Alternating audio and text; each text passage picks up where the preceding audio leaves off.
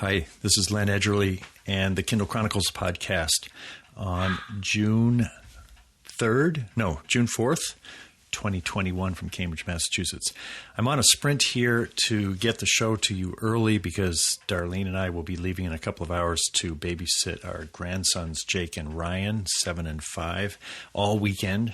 We haven't done this since before the pandemic, and I don't want to put things off to the last minute so that we're prepared to have a great time with them. What an opportunity to spend 2 full days with boys this age, and they're just terrific kids.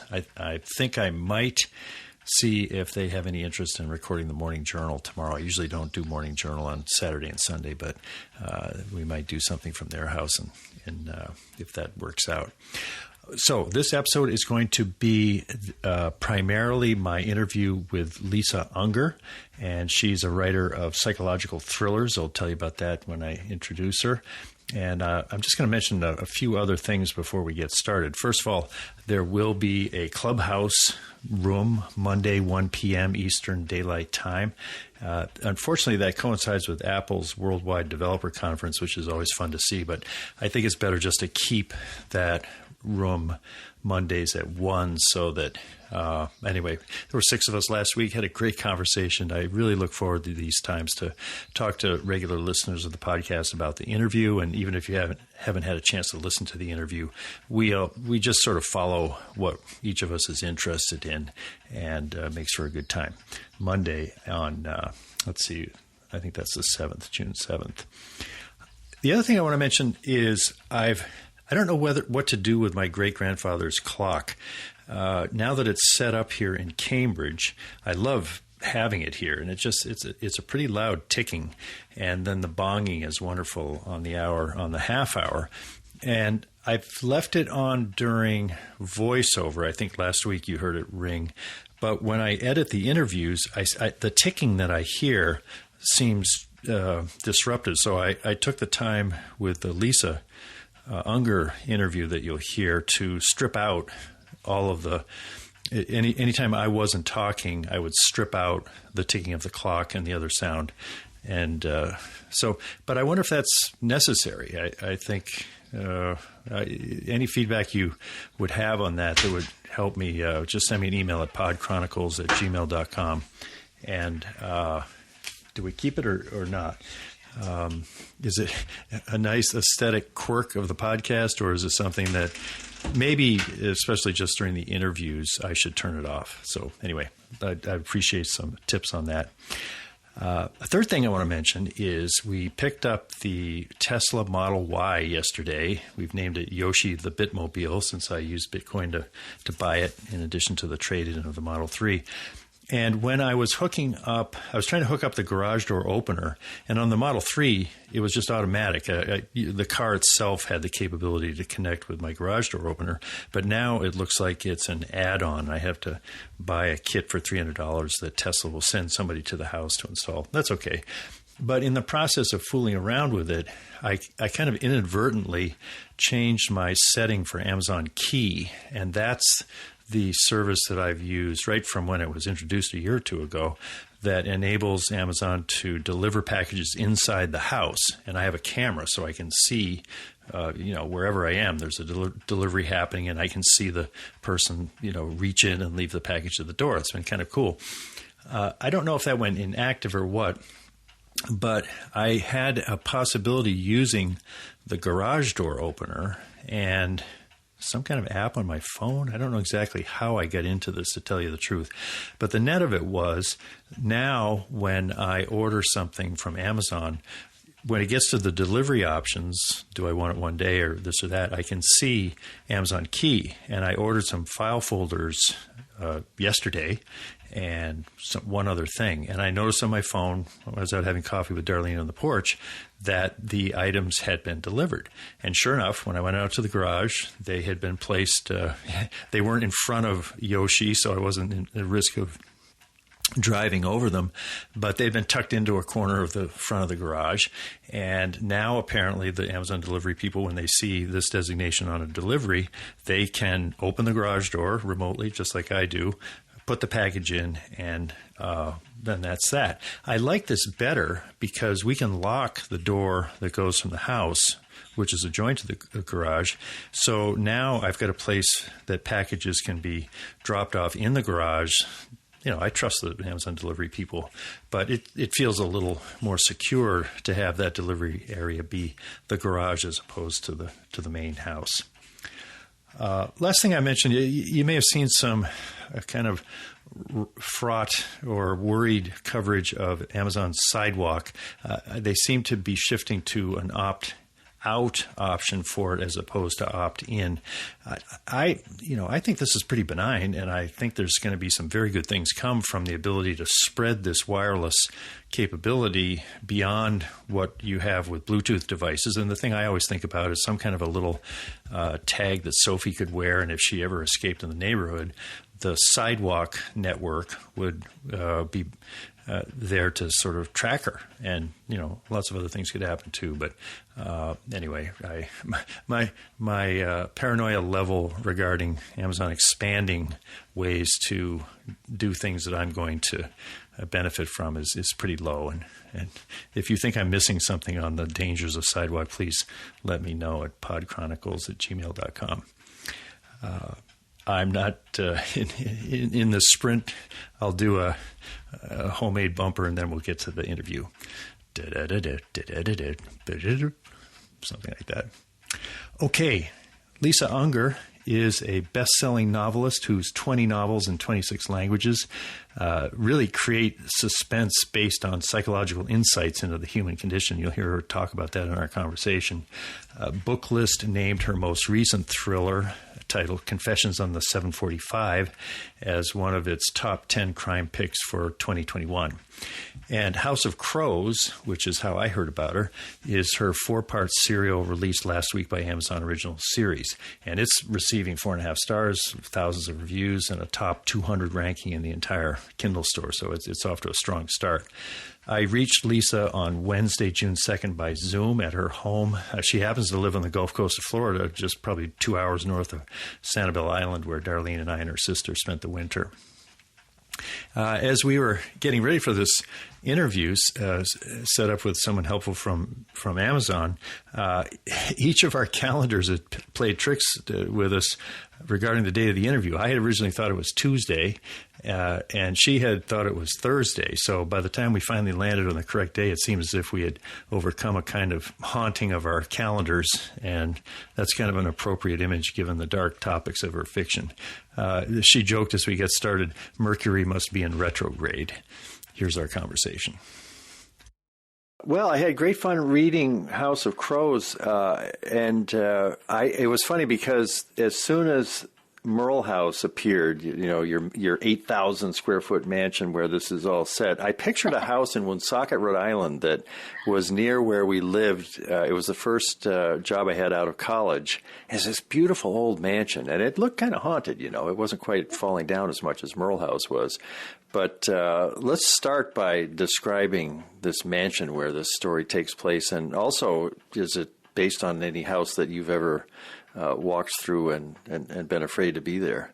Well, the stories, were sort of loosely inspired by The Haunting of Hill House.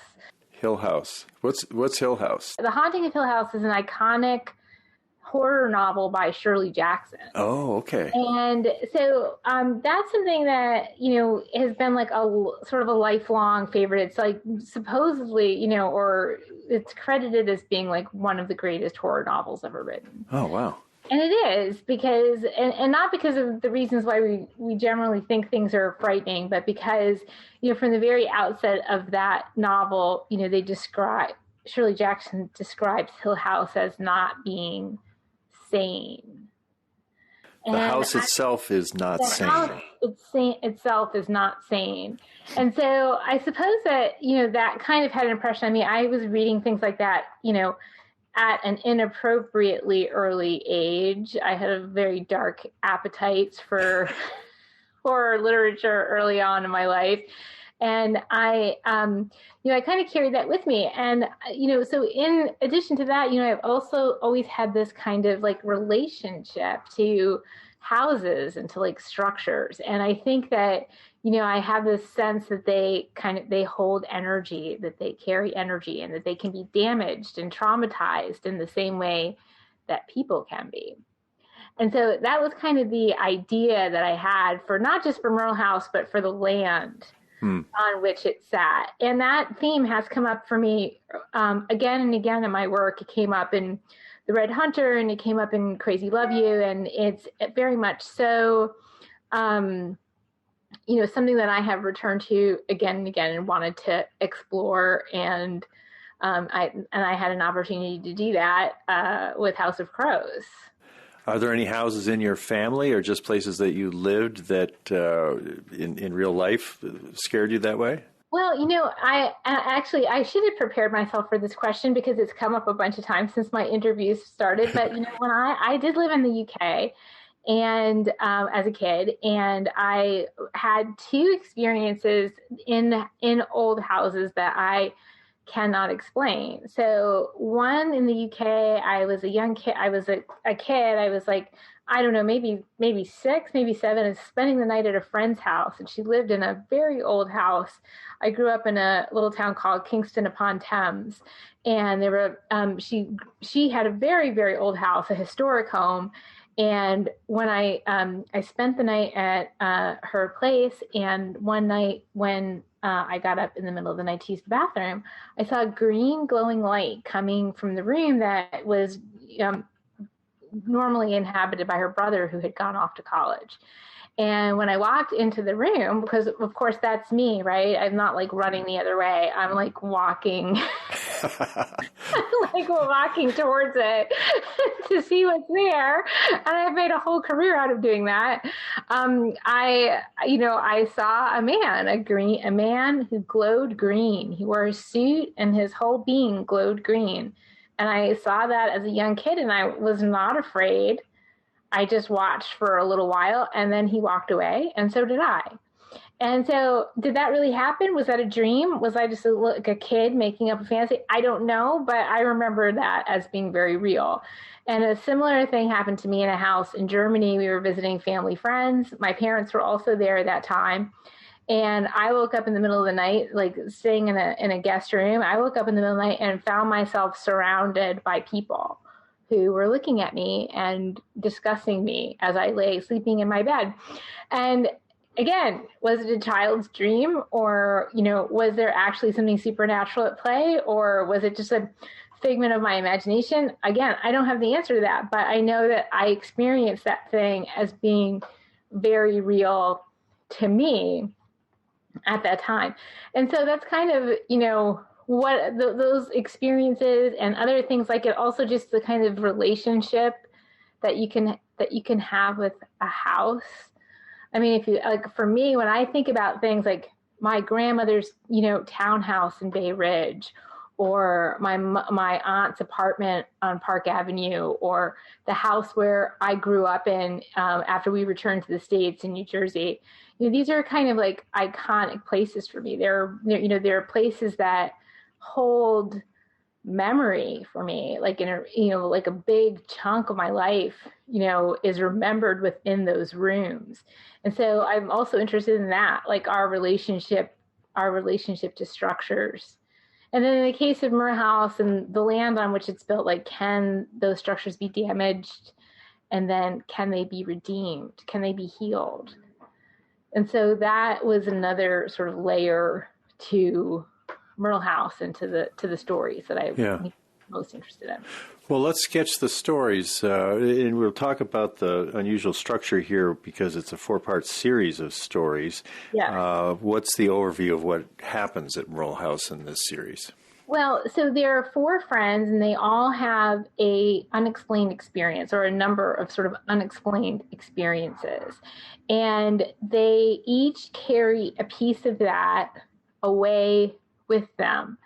And each one of them constructs a life, I think, in trying to understand what happened to them. This is when they were children, basically.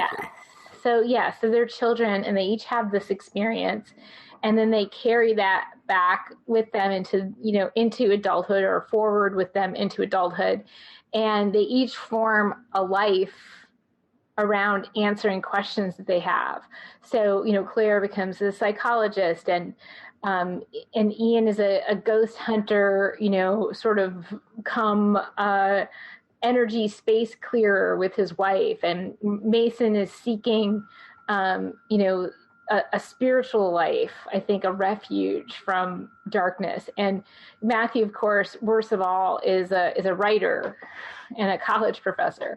And so they're each sort of, they've each constructed these very different lives around what happened. But, at the moment when the stories begin, each story is a sort of a deep dive into each individual character. So at the moment when each story begins, everyone's kind of in a pretty bad place,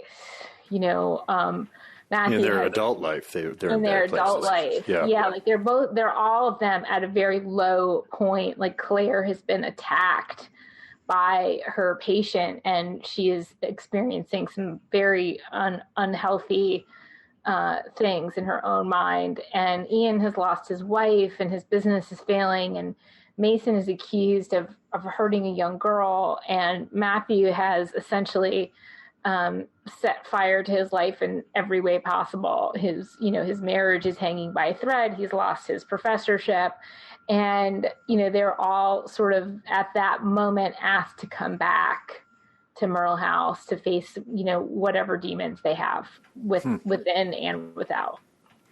I'm interested in, so which came first, the idea for this story or doing it as a 4-part series with Amazon Original Stories? And how do those two relate in terms of what we have here in the finished result? Well, I've sort of fell in love with short fiction, for a while now. Like, I have always written short stories, but I just in the last few years sort of fell in love with the form in a new way. And it started with the first story that I wrote for Amazon Original Stories, which was The Sleep Tight Motel. And they had approached me to ask if I would write something contributing to a Halloween collection called Dark Corners. And I already had something that I had been kind of bandying about, and I wasn't sure whether everything for me is character voice, so I'll have a character voice in my head, and I did have this kind of, scene/voice in my head already. And it just happened. It was like serendipitous, which a lot of things wind up being in this career, it was like, oh, actually, yes, I do have something I want to write. My agent's like, do you have an idea? I'm like, I do. She's like, I knew it. So I had just, and that was like a big burst of energy. Like, I kind of felt like it was waiting, right? It was like just kind of waiting to be, it was just waiting to be told. And then again, the next year they approached me with another, like a series of anthologies that I had my pick from. And the story Let Her Be was originally inspired by, a prompt for a collection called The End of Truth. And it was all about how, social media and fiction and memory and, altered mental states affect what is true and what is not true. And so this is a collection of you and other authors? Yes. In that collection, it was me, it was Ruth Ware, Allison Galen, Jeffrey Deaver, Owen Khan Braithwaite. Yeah. Wow. And it was a really sterling collection. Oh, and Laura, wonderful Laura Lipman as well. It was a really excellent collection, and one I very much enjoyed. And so I had been sort of, had this idea for a while, like the loose moment, that little like Hill House thing, right? Where there's a house that is ill, and can it be redeemed, right? Like, so there was like just that kind of thing. And then, I had like sort of the voices of Claire and Matthew kind of kicking around, like who would be called back to this house? Why would they be called there? Just that kind of thinking, which is like, kind of ongoing for me. I mean, like creativity and writing and research and all that. It's sort of a continuum for me. So I had that kind of piece when the idea to write a collection of short stories that was a serial. And I know that they at Amazon had been interested in that kind of an idea. And so it just sort of all fell together for me. Like when I conceived of how it would be told, I knew I wanted each character to have their own chapter, essentially. Right. Like I wanted to deep dive into each individual character so that when they all come together at the end, we have a really deep understanding of each person and what drove them and what brought them there. Are you the first author that has had a linked series of stories, not in an anthology with other authors, but separate stories making up a series of their own? I do not think so. I think that Dean Koontz was the first one to do it. Right, yeah. With Amazon Nameless. Stories. I think this is a pretty. It's not obviously a serialized story is not new. I mean, it's actually quite old, I guess. But in other times, maybe it would have been printed in a magazine or a newspaper or something like that. But this, obviously, this gives Amazon gives a platform for us to kind of experiment in this really new way, and that each story has its own individual. I think Dean Koontz's series, the Nameless series, I think it's more like episodic. I think each story has like a separate story, like almost like like on television, like for lack of a better example, like Kung Fu, like every story is its own story. And then there's this overarching story, right? But the same is true here, except that, of the 4 stories in the House of Crows, you definitely do need to read them in order. Like every story does have its own arc, but the overarching arc of the story links them all. Yeah. As a reader, I found it a little confusing, partly because I knew I was going to read all 4 of them because I was going to talk to you. And so it was like reading a novel, and they were like, long chapters in a novel. Right. But switching around from one to the other, and I'd finish one, and I'd have to figure out, well, how do I get to the next one? And do I have to use another Kindle Unlimited loan? So you mean just logistically in terms of how it worked within the app? Yeah, just getting to it. That's interesting. So did you ultimately feel like you were able to figure that out? Yeah. It was just, there was a little bit of friction that it wouldn't have been if it had been just a novel. And then the other thing that was odd that they might want to take a look at is I was listening to it alternating the Audible version, which is excellent. Lots of great voices. Oh, I know. That is so cool. Well, it was weird because in the Audible version, they count the chapters from 1 all the way to the end. So I was at a chapter that was like chapter 30, but in that book of the series, it was showing up as chapter 5 or something. You know what I mean? Okay, yeah. I think they do need to look at that because I remember that was something that we had discussed when we were formatting. This is like very, very late stage editorial stuff. Where it's like, do you want these chapters to continue through each book? And I, at that time, had said, yes, I do, because that's sort of... Yeah, and it'd be a hard choice because I imagine most Audible listeners would listen to it all, and they wouldn't care what the chapter was in the individual book in the series. But some people do. It's called immersion reading, and it's nice because you can, see the words highlighted as you're listening to the story, and they'll figure that out. That's the kind of thing they're good at figuring out. Yeah, I do think I'll mention it because I did wonder a little bit about that too, because, like there's a cover for House of Crows, right? And it's the one that's used for the Audible version. But then each story is listed out sort of separately on Amazon. So it seems like they did a good job of saying book 1, book 2, book 3. As a reader, I know that I would follow that instruction, but I don't know. I wonder if there's a way to make it clearer for readers. Yeah. Well, there's kind of a theme, and you've written a lot of novels with. There's a psychological element to the thriller part of it. Absolutely. And in this one, I'm new to your work, but I was really picking up this idea that things that are dark in your past, if you try to keep them there, they're going to get you. And so you got to go back to Merle House, and you got to, get through this stuff. And I'm 70 and I've got plenty of dark things in my past, and my strategy is sort of let sleeping dogs lie. I'm a functioning grandfather now, and I've all this stuff. I'm not the mess I was when I was drinking back in my 30s and all that. But your story, I think, sort of pulled on that thread and made me wonder. I wonder if there's any stuff, back in that period in Providence, that I don't want to look at. There's a lot of pain and disruption of the marriage and all this stuff.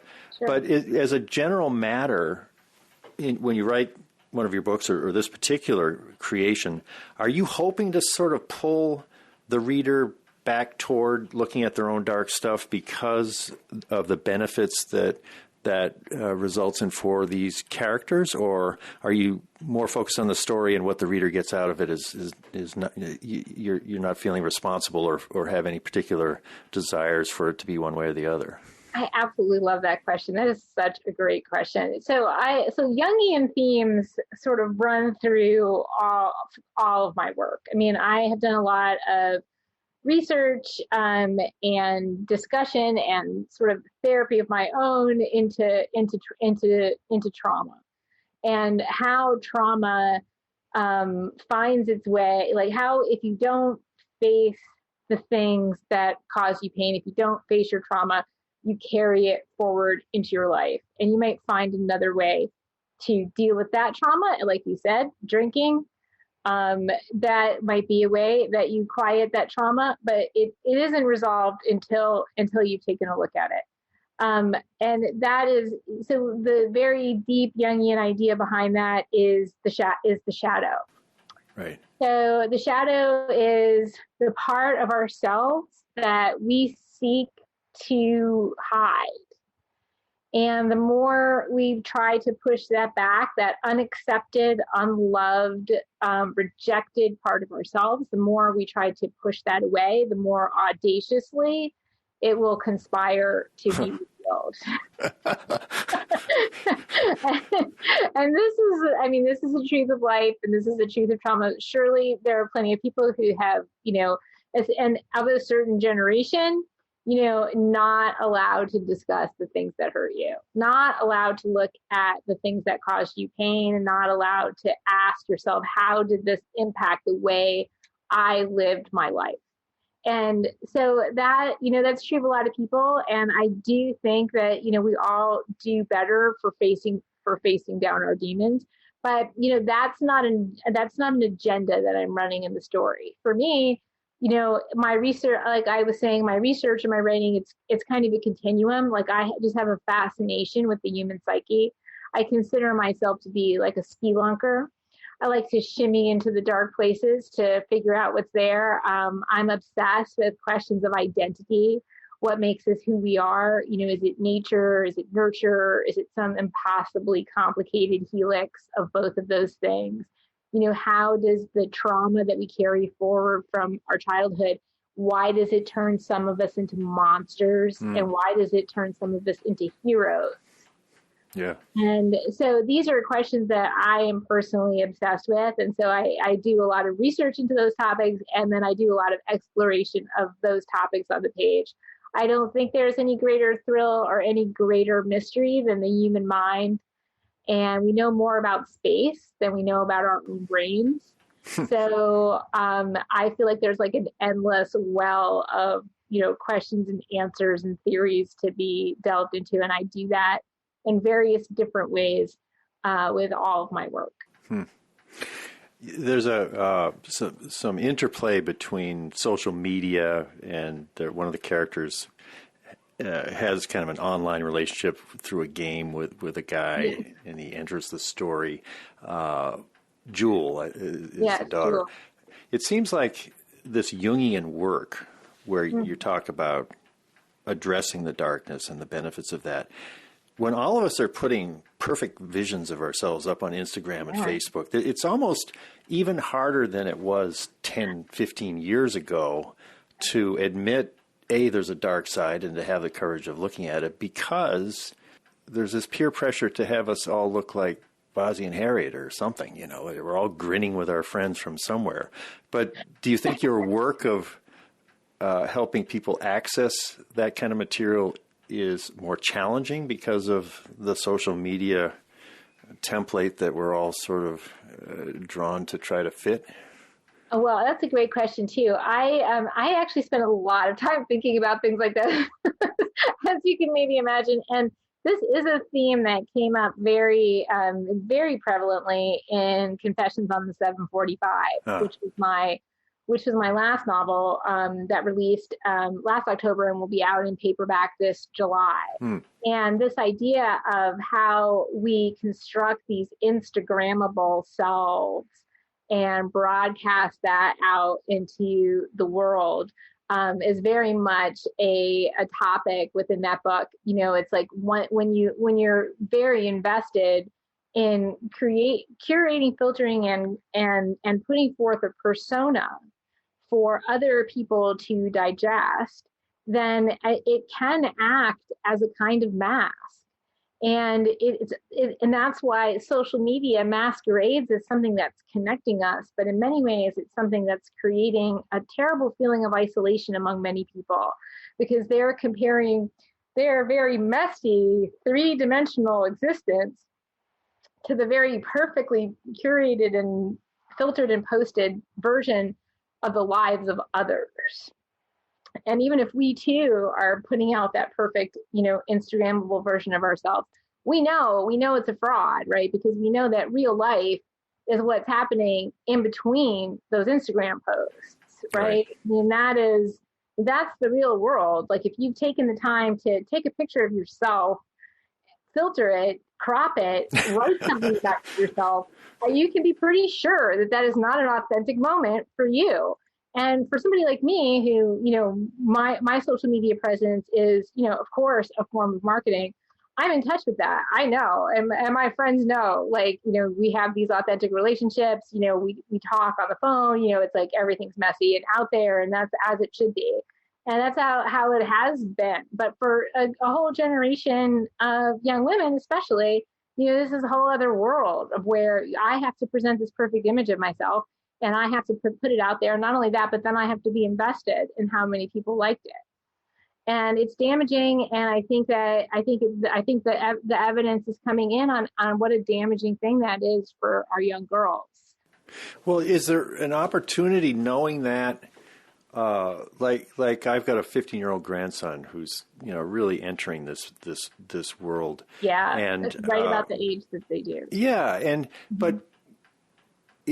Could you coach someone that age to say, look, take some chances, put something up there, not that's going to get you in danger with some of the, dark things that can happen on the internet, but don't be afraid to be real. Put up a picture of yourself where you're not sort of grinning, you're sort of doing something, but. Or just stay off of it. Well, maybe that's the better solution. Yeah. And, to be honest, we have a 15-year-old daughter, and her screen limits have been just beyond strict, way stricter than anybody else that we know. And how many hours a day or week is she allowed to? So when she was when she was little, she didn't have any screen time before she was 2. She didn't even see a television screen before she was 2 years old. Then it was only like Netflix, things like that. She was never given an iPad or a phone to entertain herself. Never, not once. She didn't have a smartphone until she was in 8th grade. Wow. And she only got one because she was going on an 8th grade field trip, and I wanted to track her. Yeah. And then at that stage, I felt that she's an artist, she's a writer, she's an animator, she draws. And so I taught her from a very early age that, you are an artist. Your job is to look out at the world. Uh-huh. Your job is not to look down at a device and have all your attention and your imagination and your creativity sucked from you by that thing. So we always had this really ongoing conversation about it. And she identified herself that way. And through our habit building with her, she has learned how to entertain herself, right? She doesn't need a device, but now she has one. And the reason why, because I myself wanted to track her, that's part of it. And the other part of it was that, I wanted her to start having exposure to things like Instagram and Snapchat and stuff like that while I was here to help her metabolize it. Because, if, it's the way of the world. This is what it is. It's probably not going away, although I fervently wish that it would. It probably is not. Yeah. And so I need to teach her how to use it as a tool and not have it use her. Not have her become, a victim, because all they want from you, all that device wants is your attention. They want to turn you into a super consumer. That's all. That is all. There is nothing else to it except for that. Yeah, it's transparent. And she knows that. And so that's, so now I can kind of help, now she uses it. She has Snapchat, she has Instagram. This is how kids communicate. She has her smartphone, and it's, it's always like, it's an ongoing thing. Like, to this day, there's no devices at the table. To this day, I leave she sees me, I turn my phone off around 8:00. I plug it in. I just don't look at it again until the next day. Like, there are just limits that you have to set. Otherwise, these devices, they rule you, and they take your creativity away. They steal your creativity. Wow. And that is, that's a problem as a writer and as somebody who wants to see kids be creative and, live healthy and well and whole lives, authentically. It's definitely something that I think parents need to be hyper vigilant about, even though it's super hard and you will be swimming against the tide of everybody else. How out of sync does that put her with her peers, to the extent that other parents just aren't as successful in getting an internal guidance system in their kids as to how to use this powerful stuff? I would say that, she's about as out of sync with her peers as any creative is. I mean, as out of sync with her peers as I was. Mm-hmm. But she's got, very deep, good friendships with nice kids. And that's, that's very valuable. We have, over the years, people have sort of fallen away because, we noticed early, and what she noticed early is that kids stop wanting to play. When they get that device, they don't want to play anymore. They don't want to go to the beach. They don't want to run around. They don't want to, climb trees and, do make believe and hang out they want to be under a towel so that they can see. so there's a reflection from the sun. Get the sun out of here. I want to be in the dark watching my screen. Exactly. So we have seen that over the years, and it has been challenging. But I think ultimately for her, I hope that it leads her to having a more authentic and joyful, engaged life. But I will say about Jewel, in House of Crows, I was very interested in my daughter. So when we obviously, come March of last year, the world closed down. Right. And these kids, my daughter included, they moved online. Huh. And these games like Roblox and that's where they were able to connect with each other for a while. So it was kind of a different thing for us. And we were like, oh, well, okay. Well, I knew we would one day lose the battle against the screen.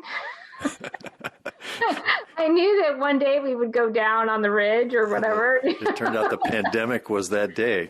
That was that day. And so for all of us, myself included, I moved online too. This is like my Zoom room. I've been here, for however long, since March of 2020. And I was so interested in how she wound up making new relationships with people online, not just on the game, but also in an animation and art community.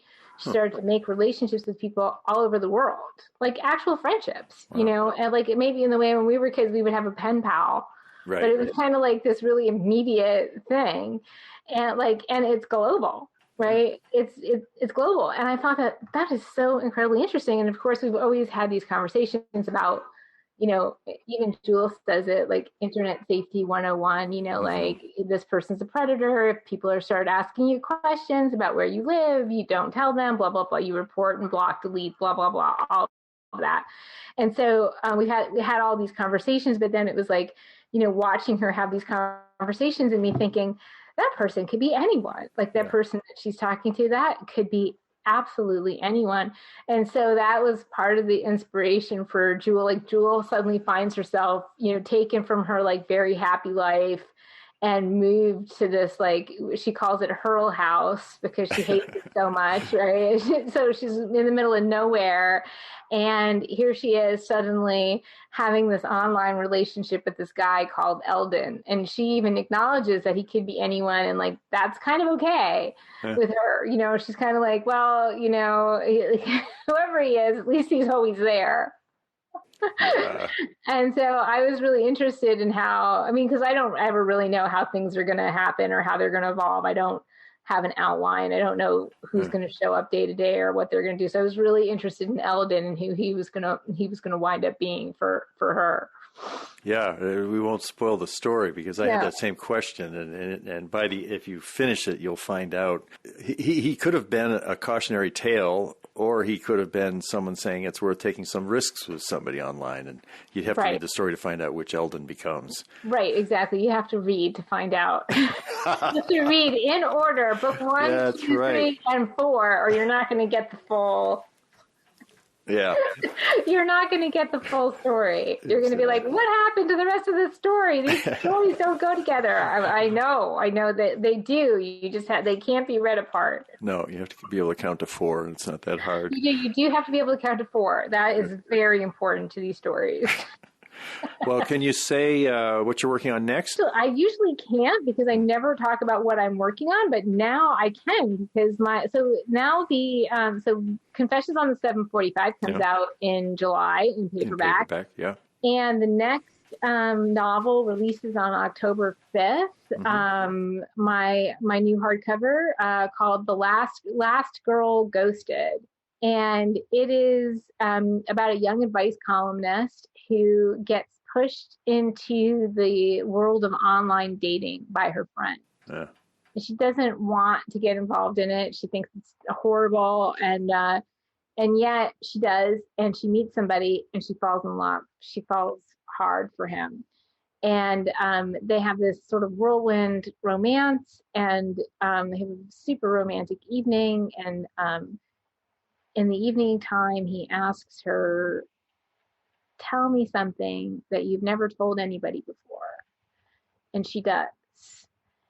And the next day, he disappears. Ooh. She's ghosted. Oh, that's what the ghosted is. Yes. Huh. And so instead of just kind of rolling over with this, she gets mad. Yeah. And she goes looking for him. And she follows his very dark digital trail into his ugly past. Ooh. And into hers. Huh.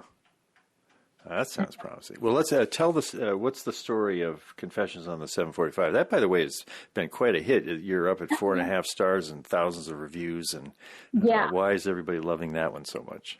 I don't know, but I will tell you a little bit about it.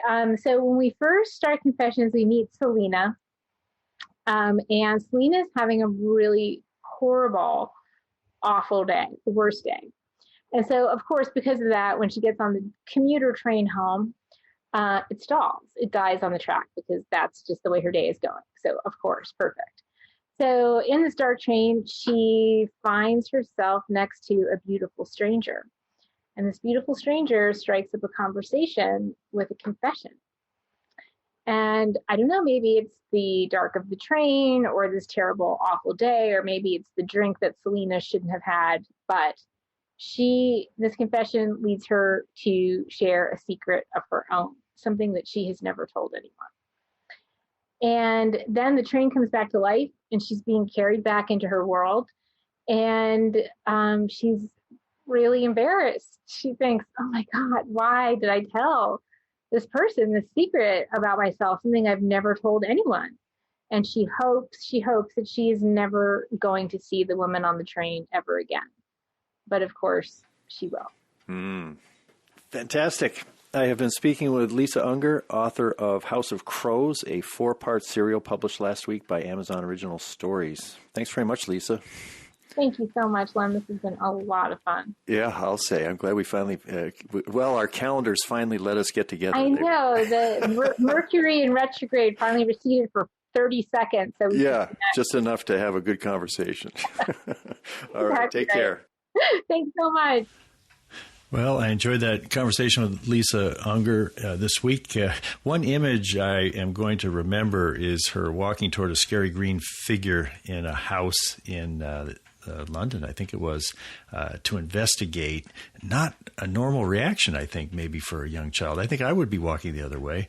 So it's an iconic image for a writer who continues like a spelunker, as she described herself, shimmying into dark spaces to see what's there.